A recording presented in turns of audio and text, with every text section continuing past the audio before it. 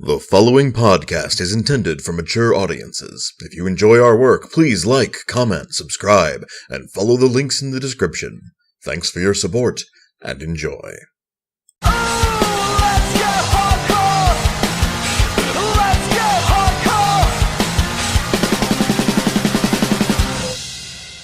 Greetings and salutations, listener. It is I, Eric J. Chucky, joined, as always, by my grenade-armed arch-rival, the boy. You know that's fair. Hey! This is the Two Nerds Podcast, and today we are talking about Boku no Hero Academia. Or My Hero Academia, if you're not a completely unbelievable weeb. As I explained to you while we were trying to find it on Crunchyroll, that's because my brain automatically translates any Japanese title of an anime into Your Lie in April. Even if that is not even remotely possible that that's what the name of the anime is. Which is amazing, by the way. I feel like it's my brain trolling me, and it's effective because I get upset.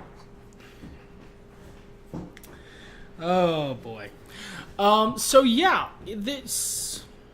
Okay, so the full story of this is we recently had an issue with a previous service we were using that was $9.99. So we... Wrestling sucks, yo. So we canceled that service and had extra money for use for, something. We decided to put some of that money to use for Crunchyroll because I realized that it's been a long time since I've watched anime regularly, and I wanted to watch more of it. I wanted to see if it was, if I could get into some new stuff that wasn't from when I was a teenager. We could have watched it without subscribing, but man, Crunchyroll sure does like ads. Basically, Crunchyroll likes ads in an amount exactly equivalent to the amount you hate ads. That way you'll pay for the premium service. Smart business, Crunchyroll. I don't hate it. I haven't watched cable TV in forever, and their commercials are less interesting and repeat more. Pretty much, yeah. So we went with the subscription model, and we decided to go for the one that had been recommended to me the highest, and the one that kind of caused this desire to watch more anime in me in the first place. Was I saw an ad for Boku no Hero Academia on something else. I literally saw an ad for that. Okay. Like, I had to look up what the English version was. What the hell does Boku no mean? But so, like, I saw the ad for it, and it was really cool. Like, all of the visuals were really cool, and I liked the art style, and it seemed interesting, and it seemed to be based around actual superheroes, which, unless you're talking magical girls, isn't terribly common in Japanese media. So, I was interested. And then, I didn't look much more into it until, but you did, and you were like, no, it follows the rule. It's a Spider-Man. Oh, yeah. All Spider-Men are good. That is my loose rule with media. If it's roughly equivalent to Spider-Man, I'm probably interested. 2 especially. Best Spider-Man. Yeah. 2 is a good Spider-Man. Like, Deku is Spider-Man? Yes. But if we're talking about whose powers are Spider-Man... Also, I mean, repping the frog powers, my main man Toad. Yeah. That was honestly how I was, choose your words carefully, White, introduced to this anime. Was through fan art of her. I gather at some point either the fans of the show calls her Froppy. And, I was like, I don't know who that is, but she's cute. So I looked it up, and I was pointed in the direction of this show, which, I had seen a lot of people raving about it. Lubu, somewhere out there, if you guys like the Battle and Brew. Not the actual historical general guy. Yeah, him you just really shouldn't pursue. No. And a bunch of other people I follow were, raving about it when it was bigger. When the seasons basically dropped. I was like, yeah, it sounded good. There's a bunch of others that we're curious about, both individually and probably together, but this was our launching point into the world of anime. Not the first time, of course. We've actually done a couple of podcasts about individual anime and anime in general, if you want to head back, because I'm not posting these links on there. Look for the big picture of Rurouni Kenshin, you know. You all know what an anime looks like. Oh, but I'd say this overall, I think it's probably far enough out from these dropping that we don't really need a spoiler-free section. If you haven't checked it out, if you like superhero stuff and you don't mind a little ribald humor, you'll enjoy it. Period. My recommendation.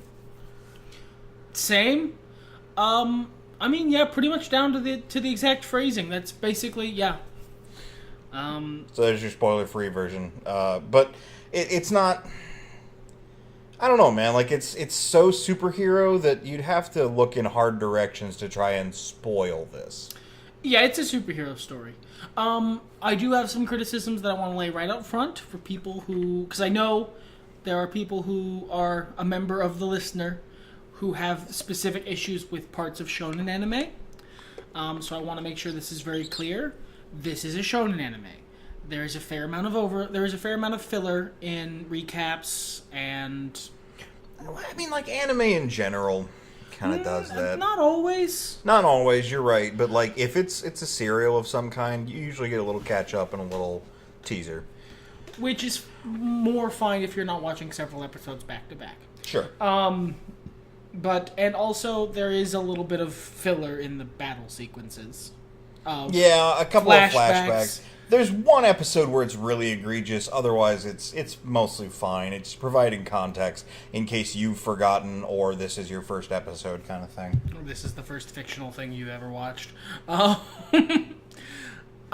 it's not bad. Don't get me wrong. But it is of its type. And if that doesn't sound great to you, if that's the kind of thing that bothers you, maybe give it a pass. My only issues were sometimes the animation, while still good, is a little,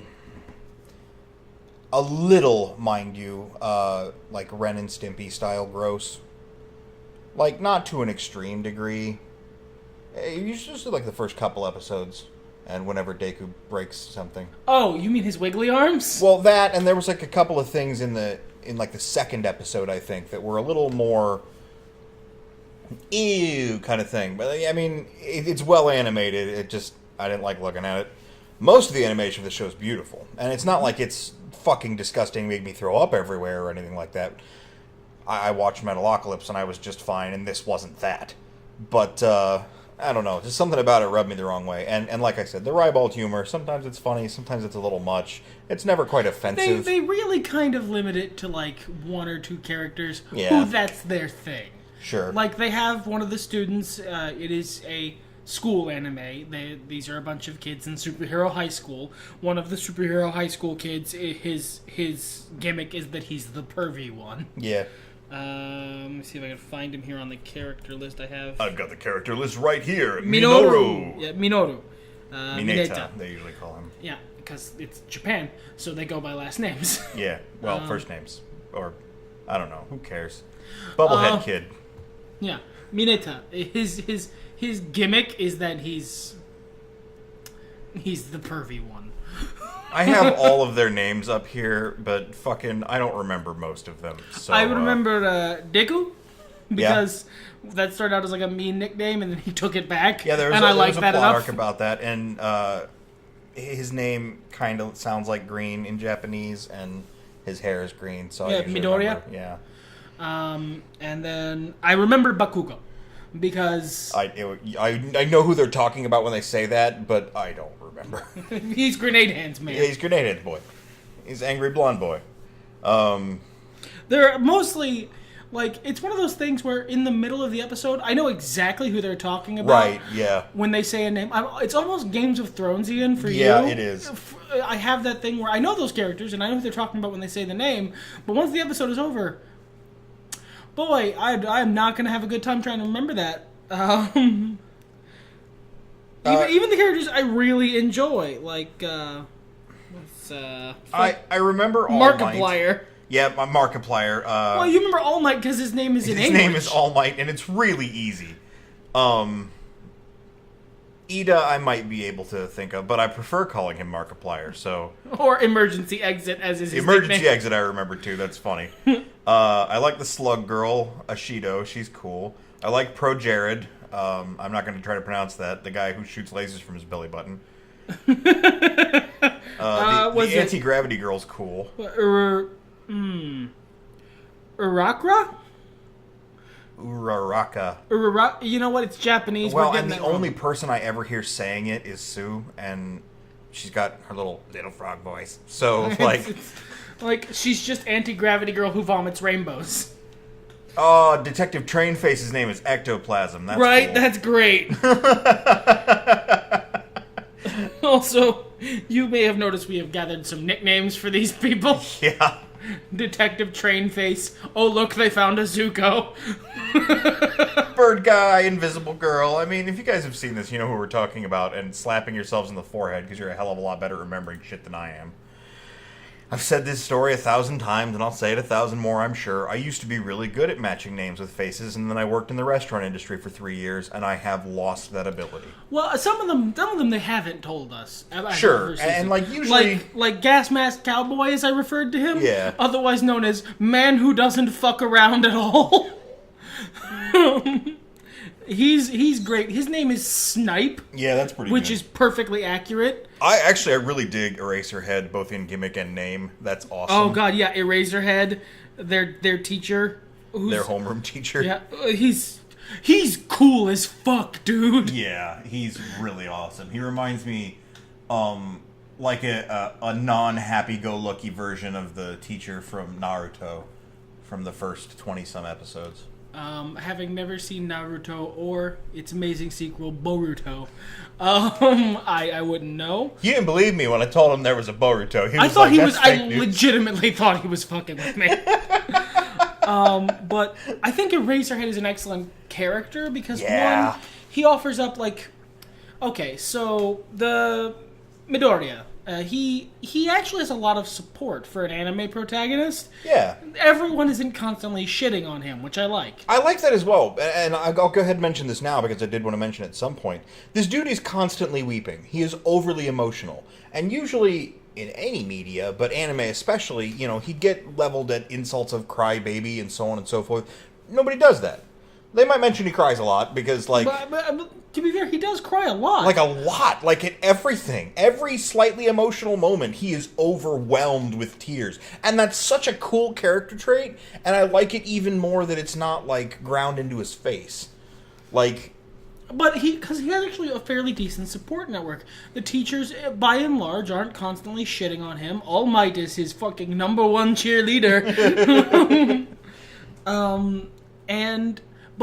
So you need someone who has that conflict. So his homeroom teacher, Eraserhead, doesn't like him. Just does not like him. Doesn't like him. Thinks he's a waste of time. Which I like. And then he just doesn't care about anything. Oh God, what was that? There was one line that I want to highlight specifically, not to Guardians of the Galaxy. This right. But it was during the episode where they're picking the class rep, where Ida really comes into his own as a character. At near the end, they've decided to reverse the decision and give the job to Ida, and they look and ask the teacher if it's okay, and Eraserhead goes, "I don't care what you do, just do it. You're wasting time." Which I think sums his character up while zipping himself up into a sleeping bag with his mouth. That way he can go to bed. He's a nighttime hero. I dig it. I dig it a lot. A lot of the character concepts and power concepts here is stuff I've seen in message board threads and stuff where people were like, what would it be? It would be cool if you were a superhero who had a time limit on how long they could be a superhero. Or what if you had all these powers but it physically wrecked you to use them? And here they're playing with specifically I've read these concepts before. Mm-hmm.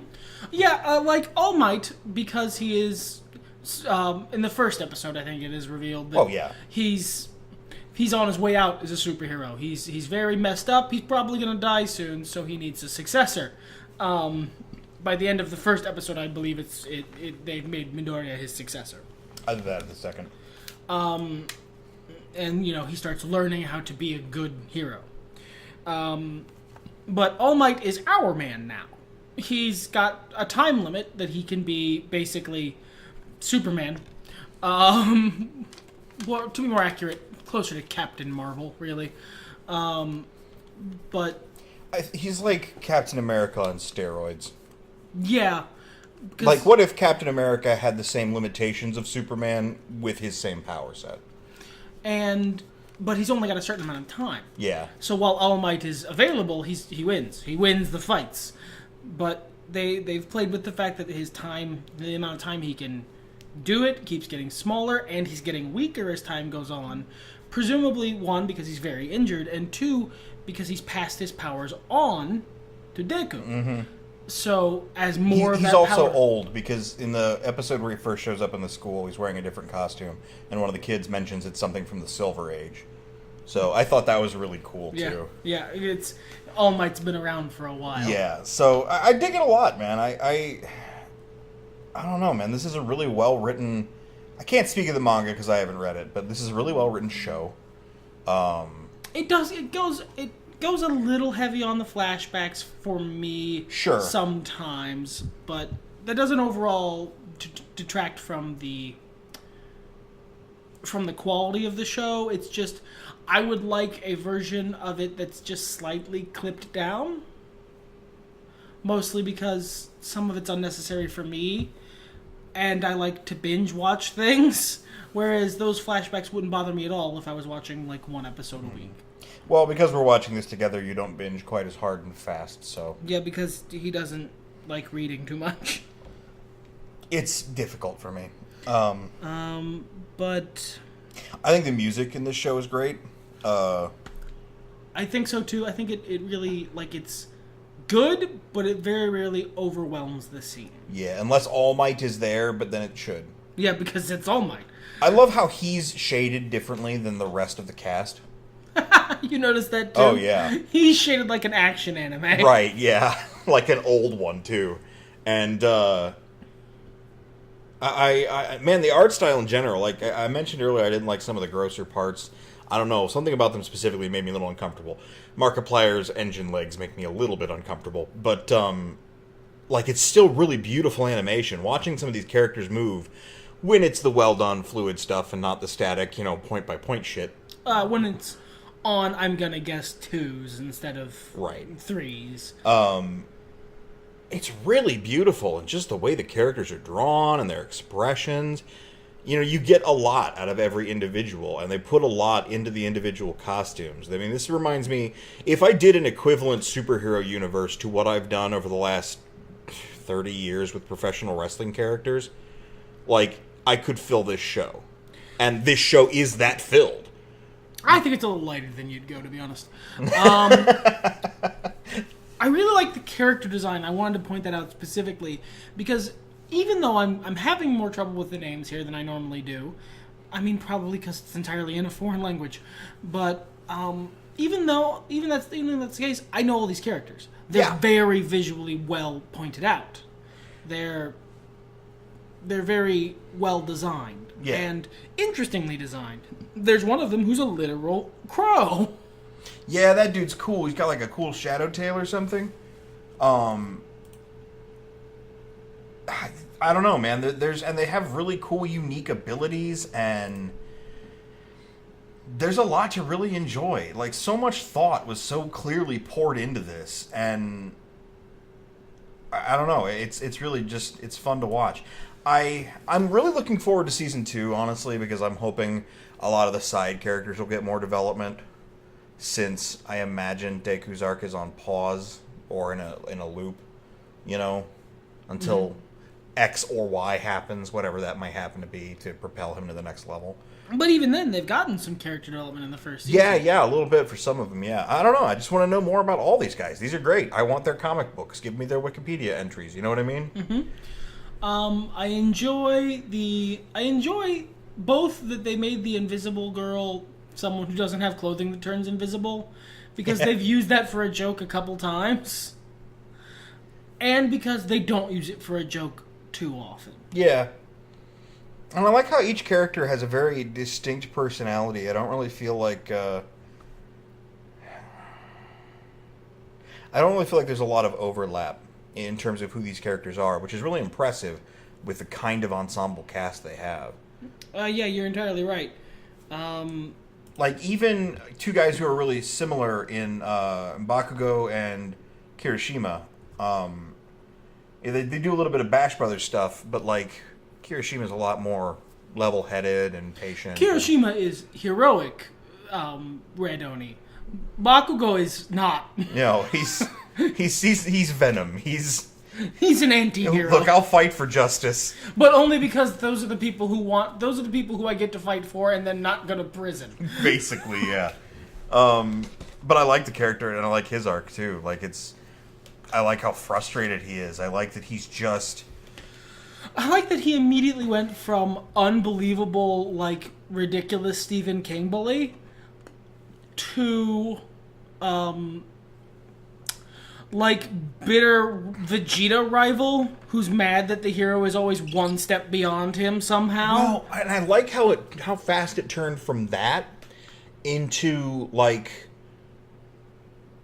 just getting smartened up and realizing what the world's all about. Because he had that moment where or a couple of episodes where he's like, I can't believe you're doing better than me, grah. But then after he gets beaten in the little test, and then he sees how cool the Fire and Ice dude is, how fucking powerful it is, and he's like, Jesus, I was worried about that dude. I am nowhere near as powerful as that guy. And it immediately humbles him and gets him to a point where he's reconsidering his position as a person. I think that so much growth in that little amount of time, and like some of it's directly stated, but it's also shown. It's nothing they really backpedal on. I dig that a lot. I dig consistency a lot. So, this hits all those triggers in that. I could use some more... I guess what I'm saying is I could use some more mundane shit going on between these characters. You could use a little bit more slice of life. Yeah, just not a whole lot, just a little bit more. And I think I'm going to get that in Season 2, just because it's longer. Oh, that's good. Yeah. I hadn't looked up how many episodes. I'm looking forward to Season 2. Yeah. We'll probably be watching that fairly regularly. You might get a podcast on Season 2 if we feel like we have enough to say. You might not, to be honest. Just because I don't know. It depends on what happens and how much... It depends on whether or not we can think of a podcast that week. Let's be real. You're not supposed to tell them that. I broke down our fourth wall ages ago. No, I keep putting it back up. The one character because most of these characters have decent, like, character traits. The one who I don't remember anything about except his look is Koda. Is perpetually, oh no, guy. Yeah, he's got kind of a rock guy. I think he might bite stuff. But he's got like a perpetually, uh-oh face, and that's literally his only character trait. Sato also. I assume he's got super strength, but just because of how he looks, but I don't really know what he does. And then there's that one kid whose special power is tape.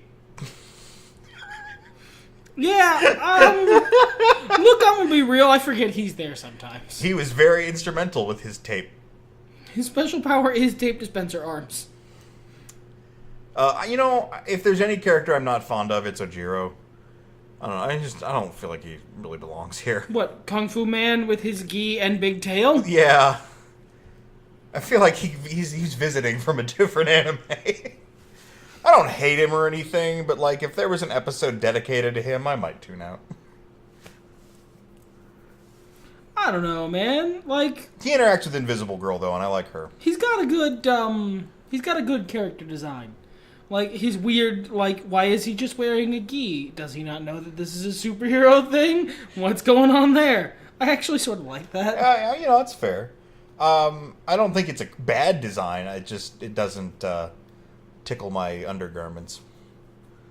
And that's the turn of phrase I went with. That is the turn of phrase you went with. I honestly... there we go. Found the guy whose power is tape. I forgot which one that was. I had to look it up. Was it Sero? Sero, yeah. He looks happy. He looks happy about his power being tape. It's literally... His quirk is tape.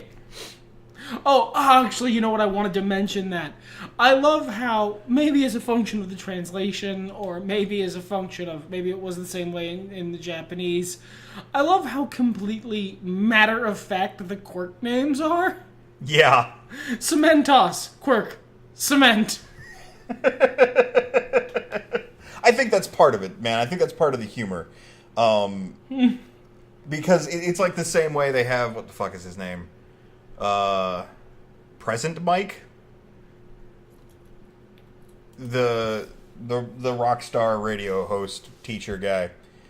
Like, he announces all the powers and stuff. Yeah. And I just think it's part of that character design of being very direct yet over the top. I think it's really funny. I think it's tongue in cheek. Asui Tsuyu. Quirk. Frog. She can do pretty much whatever a frog can do. As you'd expect. As you'd expect. Just I like good when stuff. she was talking about her powers and she's like, I can throw up my stomach and secrete some mucus that kind of stings a little bit too. I don't think those are very useful though. But she made sure to list them. You have this information. If you got a plan to use that shit, then I'm for it. But I don't think you do. I really enjoy their guy who's Todokori.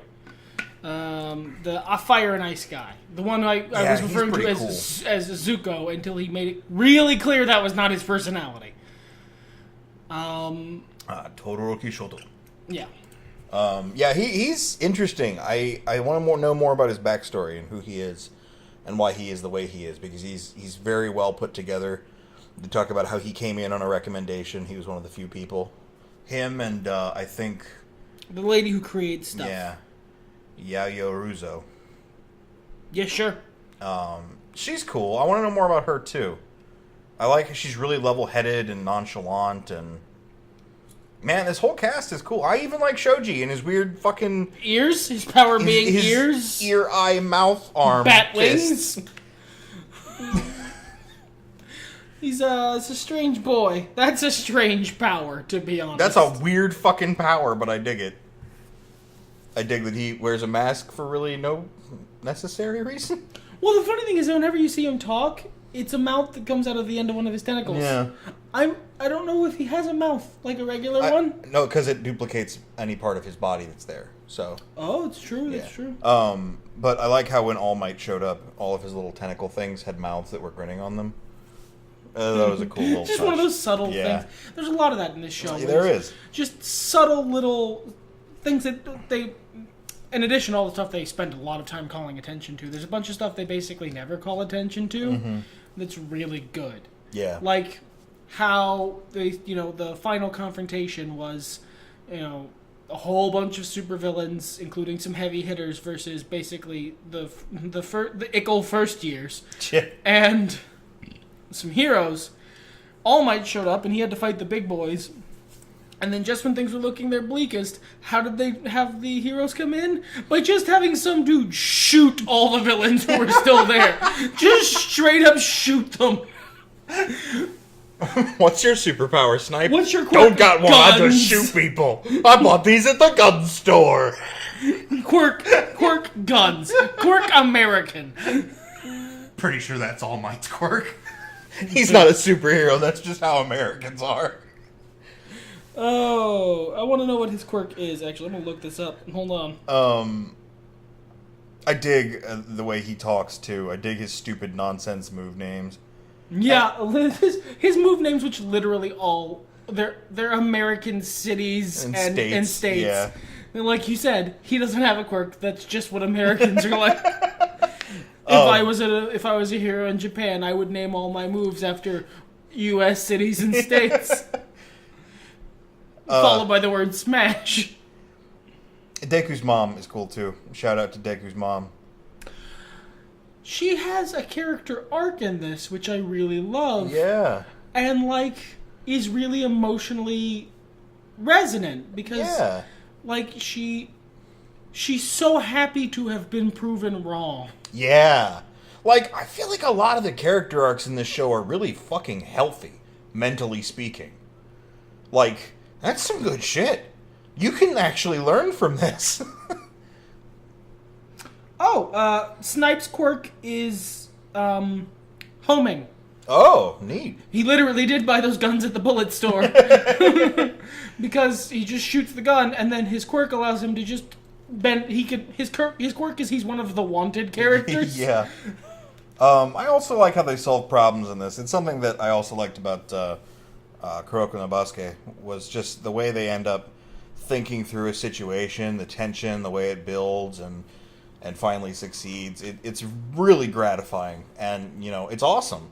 So many characters in the show say it. You're so cool. That was so cool. And I agree. I love that they're able to recognize when something really damn cool happens. So yeah, I mean, this is a little bit of a Guardians of the Galaxy podcast. We're 3 years behind the times on this shit anyway, but if you haven't seen Boku no Hero Academia... I feel like we offered some actual insight. We did. It was a little bit. It was a little bit. But, I don't know, man. I'm blessed with this. Get some Crunchyroll. Get in your life. Watch Cromartie High School. If you don't care about ads at all, if you're the kind of person who doesn't mind ads at all, then just go to Crunchyroll and watch it for free. Otherwise, if you aren't that person, that exact person who doesn't care about ads at all... Consider switching the WWE Network, if you have it, listener, some of you may, over to Crunchyroll. Because as the internet has finally figured out, what was the phrase? Wrestling is just anime for rednecks? No, wrestling came first. Anime is wrestling for weebs. Okay. So if you're a weeb, get Crunchyroll. It'll fill that wrestling. Hashtag not sponsored. No.